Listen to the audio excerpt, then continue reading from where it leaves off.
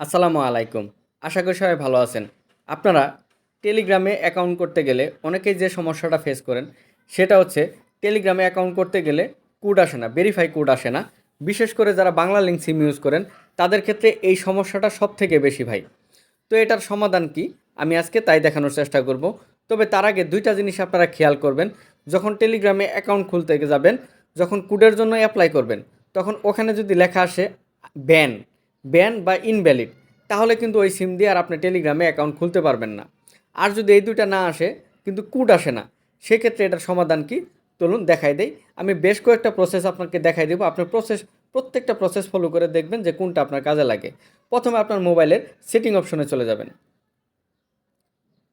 Setting অপশনে যাওয়ার পরে আপনি একটু স্ক্রল করে নিচের দিকে আসবেন। নিচের দিকে আসার পর আপনাদের প্রত্যেকের মোবাইলে অ্যাপ অথবা অ্যাপ ম্যানেজমেন্ট থাকে, অ্যাপে ক্লিক করবেন। ক্লিক করার পরে এই যে অ্যাপ ম্যানেজমেন্টে ক্লিক করবেন। এরপর আপনারা এখানে সার্চ বারে লিখবেন মেসেজ, মেসেঞ্জার না কিন্তু মেসেজ, যেটা যে সিমের যে মেসেজগুলি যেখানে আসে মেসেজে ক্লিক দিবেন। ক্লিক দেওয়ার পরে ঠিক এরকম একটা অপশন চলে আসবে, এরকম একটা ইন্টারফেস চলে আসবে। প্রথমে আপনারা যে জিনিসটা করবেন সেটা হচ্ছে এখানে দেখতে পাচ্ছেন ফোর্স স্টপ, এটাতে একবার ক্লিক করে নেবেন। ক্লিক করে নেওয়ার পরে এরপর আপনারা কি করবেন, ম্যানেজ নোটিফিকেশন, এটাতে ক্লিক দিবেন। ক্লিক দেওয়ার পরে এখানে এই অ্যালাউ পারমিশন করা আছে কিনা, এটা যদি এরকম অফ থাকে এটা আপনারা অন করে নেবেন।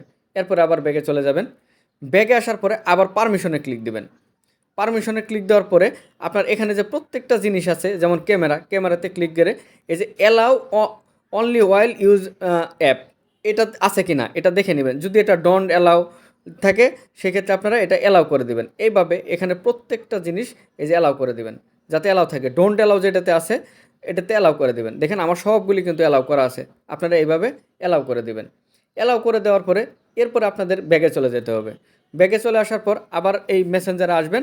আসার পরে নিচে দেখবেন স্টোরেজ ইউজেস, এটাতে ক্লিক দিবেন। ক্লিক দেওয়ার পরে এখানে আপনারা দেখতে পাচ্ছেন clear data and clear cash, এই দুটা আপনি একবার ক্লিয়ার ডাটাতে ক্লিক করবেন, আরেকবার ক্লিয়ার ক্যাশে ক্লিক করবেন।